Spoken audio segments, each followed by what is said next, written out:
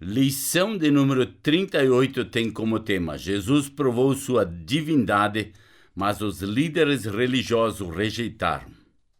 Jesus escolheu 12 discípulos. E se nós tivéssemos vivido no tempo em que Jesus estava aqui na terra, será que você e eu estaríamos entre as multidões que o cercavam? Sim, eu acho que estaríamos.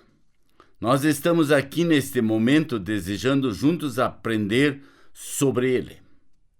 As pessoas iam ter com Jesus por vários motivos. Alguns eram curiosos. Alguns queriam ser curados. Alguns achavam que ele ia ser o rei, queria libertá-los do Império Romano. Alguns queriam ouvi-lo porque ele falava a palavra de Deus com poder. Mas outros esperavam que ele fizesse ou dissesse algo em que pudesse pegá-lo em falta. Queriam culpá-lo de algum crime, não porque ele fosse culpado, mas porque tinha inveja do seu ministério com o povo. Eles não queriam a verdade, e sim ser considerados pessoas importantes.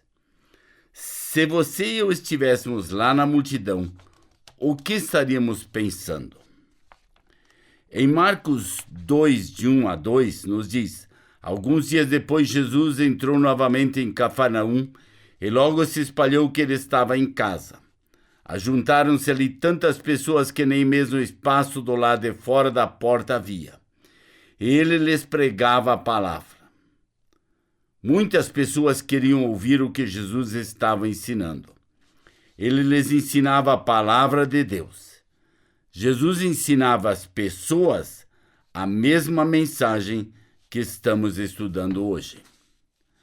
Em Marcos 2:3 está escrito: então vieram alguns que lhe trouxeram um paralítico, carregado por 4 deles. Esse homem não podia fazer coisa alguma para curar a si mesmo. Ele era paralítico. Nenhum médico podia curá-lo. Seus amigos não podiam fazê-lo melhorar. Isso nos faz lembrar da incapacidade de todas as pessoas. Ninguém pode livrar a si mesmo do domínio de Satanás, do pecado e da morte. Boas obras e boa conduta não podem nos salvar. Não podemos nos libertar. Nem o pastor, nem o professor da Bíblia, nem o amigo crente podem salvar-nos. Nenhuma religião e nenhuma igreja podem salvar-nos. O batismo não pode nos salvar. Quem pode? Marcos 2:4 nos diz: e não podendo aproximar-se dele por causa da multidão, descobriram o errado no ponto correspondente ao que ele estava, e fazendo uma abertura, baixaram o leito em que jazia o doente. Esses homens levaram seu amigo doente ao único que poderia ajudá-lo. Os judeus construíam suas casas com tetos achatados. Os tetos eram feitos de vigas que iam de uma parede à outra e eram cobertas por uma esteira de junco ou por espinheiros. Uma camada espessa de barro ou de terra era colocada sobre as esteiras. Normalmente havia uma escada do lado de fora que dava para o teto. Esses homens levaram seu amigo doente até o teto da casa. Eles fizeram um buraco no teto e o baixaram em sua esteira, bem na frente a Jesus. Em Marcos 2:5 diz: vendo a fé que eles tinham, Jesus disse ao paralítico: filho, seus pecados estão perdoados. Jesus viu o que eles criam verdadeiramente nele e perdoou os pecados do homem. Como está escrito em Marcos 2, de 6 a 7. Mas alguns dos escribas estavam assentados ali e arrazoavam em seu coração: por que fala ele deste modo? Isto é blasfêmia. Quem pode perdoar pecados senão um, que é Deus? Aqueles homens estavam certos quando disseram que somente Deus pode perdoar os pecados, mas estavam errados quando disseram que Jesus tinha pecado. Porque Jesus é Deus, tinha autoridade para perdoar as pessoas dos seus pecados. Os escribas não criam que Jesus era Deus, Filho que tinha vindo do céu para ser libertador. Eles achavam que Jesus era apenas um homem comum. Pode um pastor, ou padre, ou qualquer homem ter a autoridade de Deus para nos ouvir e perdoar os pecados? Não. Apenas o próprio Deus pode perdoar os pecados.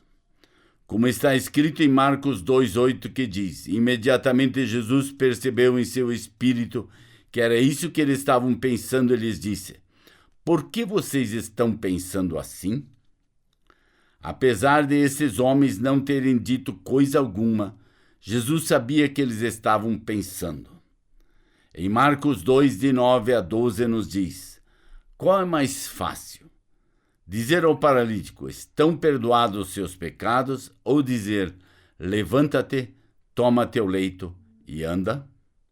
Ora, para que saibais que o Filho do Homem tem sobre a terra autoridade para perdoar pecados, disse ao paralítico: eu te mando, levanta-te, toma teu leito e vai para a tua casa.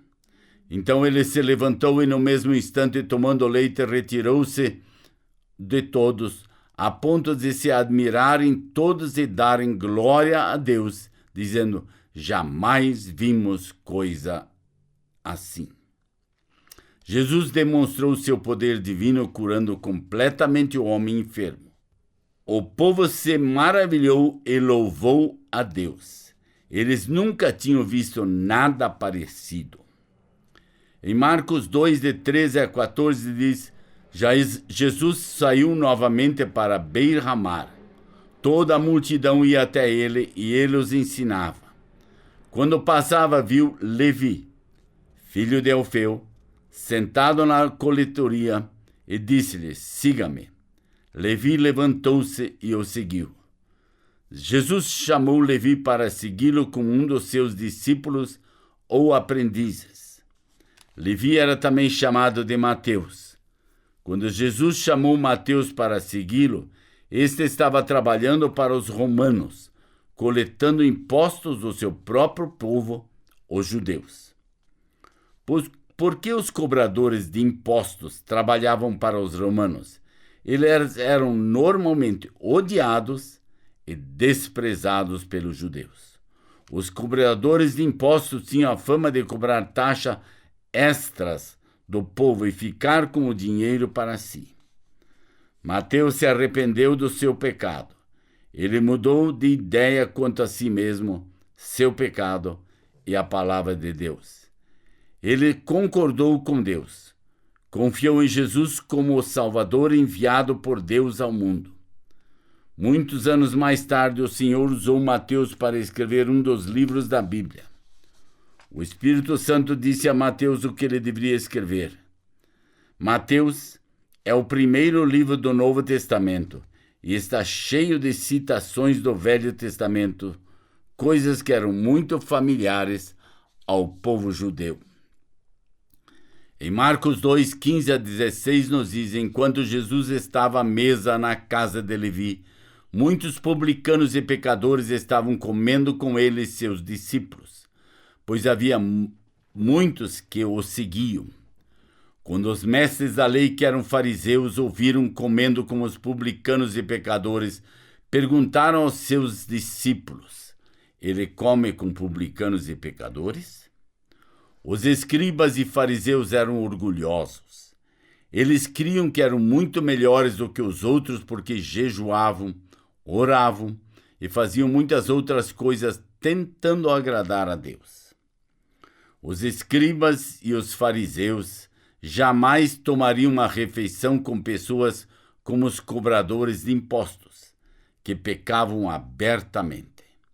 Em Marcos 2,17 nos diz: tendo Jesus ouvido isto, respondeu-lhes: os sãos não precisam de médico, e sim os doentes.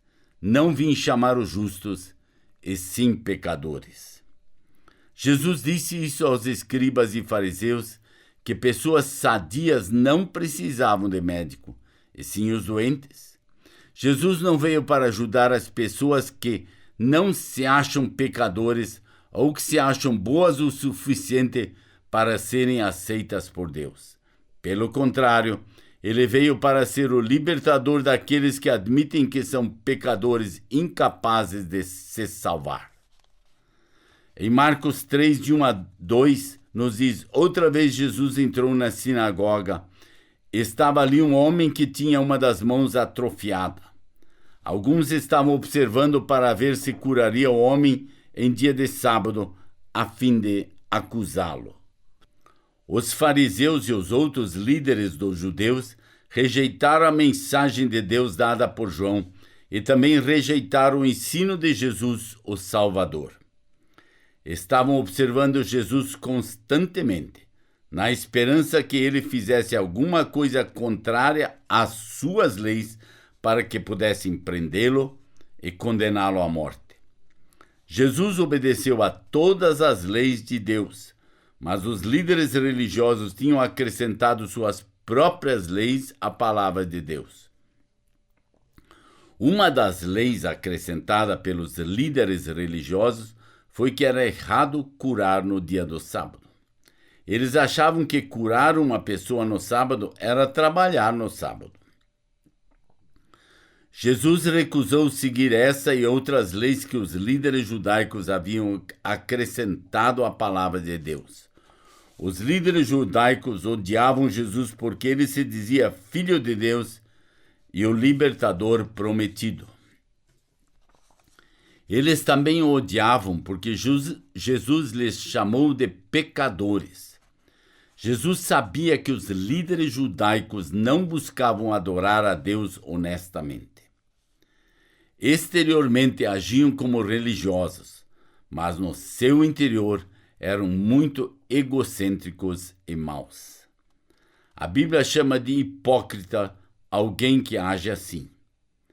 É chamado de hipocrisia o comportamento de alguém que tenta parecer muito religioso quando na verdade não se importa com Deus.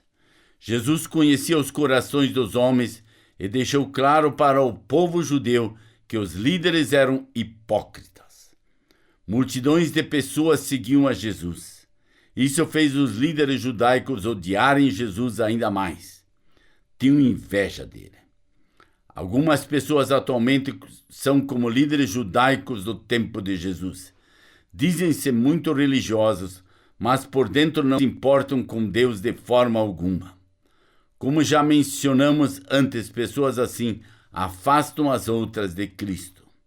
Algumas dizem que jamais querem ser crentes por já terem visto pessoas que se dizem crentes agirem como verdadeiros hipócritas. Não devemos permitir que a hipocrisia de outras pessoas nos impeça a aprender sobre o Senhor. Precisamos examinar a Bíblia para ver o que é verdade e para não nos deixarmos decepcionar pela hipocrisia. Deus conhece o coração de cada pessoa e cuidará daqueles que são hipócritas. Cada um de nós é pessoalmente responsável por aprender sobre Jesus Cristo e crer que Ele é o Salvador, o único que pode libertar-nos de Satanás, do pecado e da morte. Como está escrito em Marcos 3, de 3 a 4, que diz: Então Jesus disse ao homem de mão atrofiada: Levante-se e venha para o meio. Depois lhe perguntou: O que é permitido fazer no sábado, o bem ou o mal? Salvar a vida ou matá-la? Mas eles permaneceram em silêncio. Jesus estava irado contra os líderes judaicos porque eles haviam disposto suas mentes e corações contra as coisas que Deus estava tentando ensinar-lhes. Foi isso que o faraó fez quando Deus enviou Moisés para dizer-lhe que deixasse os israelitas saírem do Egito. Faraó dispôs sua mente e coração contra Deus e estava determinado a fazer o que queria. Deus destruiu aquele homem mau e arruinou seu país. É uma coisa muito perigosa dispor a mente contra Deus e contra a sua mensagem. Posteriormente, Deus destruirá qualquer um que recuse obedecer-lhe.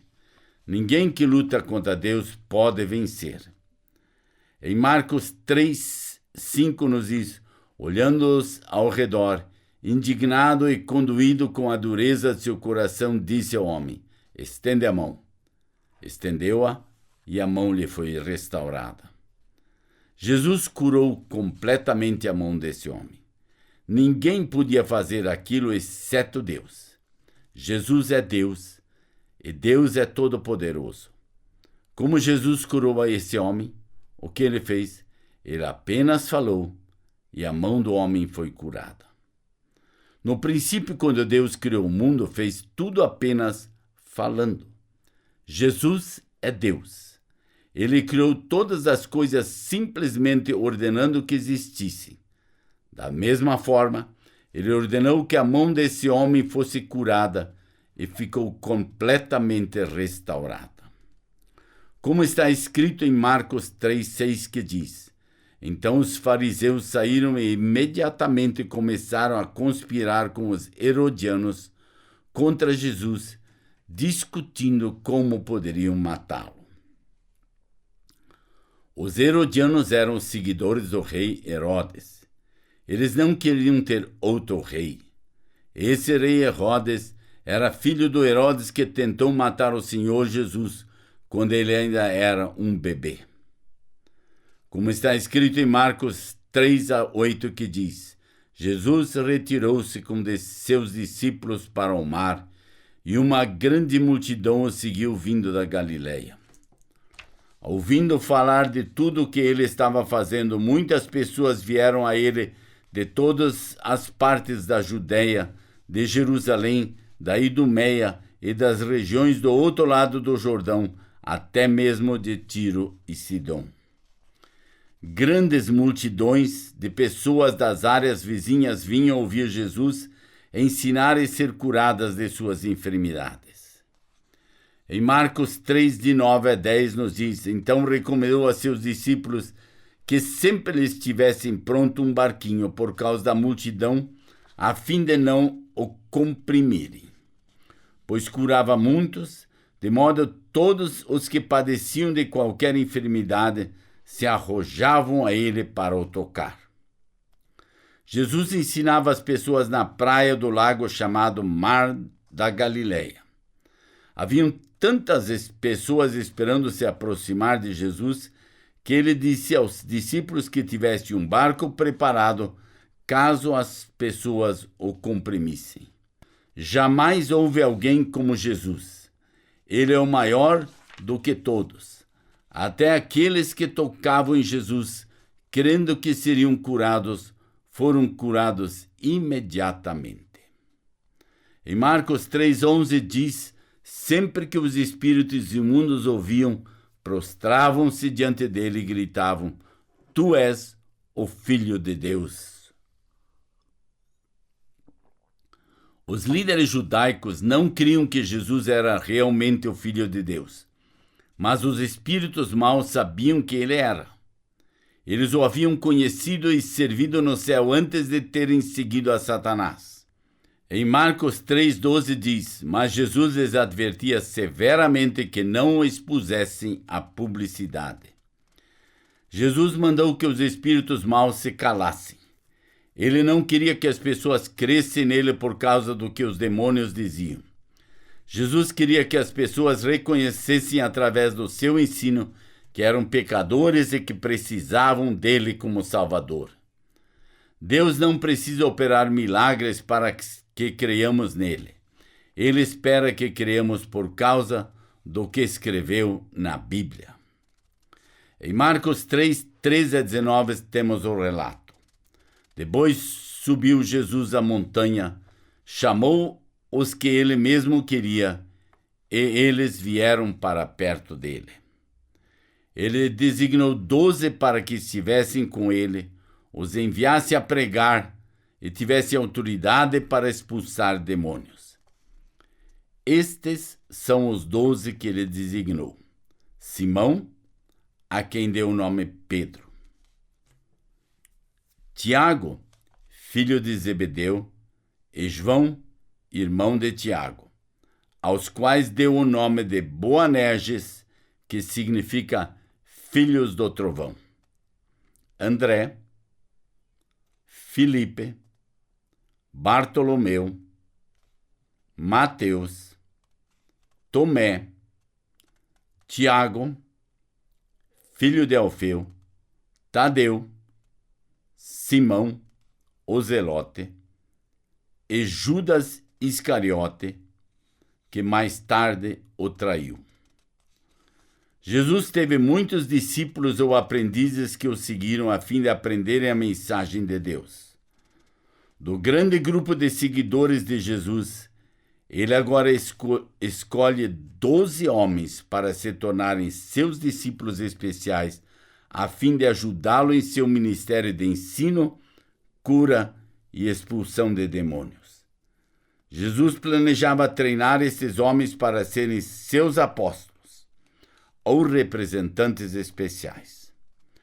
Vocês devem estar lembrados de que Jesus chamou Levi, Mateus, da coletoria de impostos. E Levi o seguiu. A maioria entre os 12 discípulos que Jesus escolheu não era muito instruída, nem eram homens ricos. Alguns deles eram pescadores antes de seguirem a Jesus como seus discípulos. Mas eles viram o valor de crer e aprender com o Salvador Jesus Cristo, a quem Deus enviou ao mundo. Todos eles creram nele, exceto um, Judas Iscariotes. Judas dizia que concordava com Deus e que cria verdadeiramente em Jesus, mas falava apenas com os lábios. Ele era hipócrita. Sua mente e coração não concordavam com Deus. Ele não confiava verdadeiramente em Jesus como seu libertador do domínio de Satanás, do pecado e da morte. Os outros 11 discípulos não sabiam que Judas não era um crente verdadeiro. Mas Jesus sabia exatamente como ele era. Jesus sabia que Judas um dia o trairia, entregando-o aos seus inimigos. Jesus conhecia o coração dos homens. Ele curava os corpos dos homens. Ele tinha autoridade sobre os demônios. Jesus Cristo era verdadeiramente Deus. Mas os líderes religiosos o rejeitaram. Jesus escolheu homens comuns para serem seus seguidores e discípulos. Ele queria fazer o mundo inteiro saber que ele tinha vindo para salvar homens, mulheres e crianças da má influência de Satanás e da pena por seus pecados. E ele sabia que um dos seus próprios discípulos iria um dia traí-lo e entregando-o à morte. Essa é a nossa proposta nessa nossa jornada de 50 passos ou 50 lições, e eu convido a estudar a palavra de Deus juntos e descobrir o que ela diz. Conto com você no nosso 39º passo dessa jornada, ou na nossa 39ª lição. Até lá e muito obrigado por sua atenção.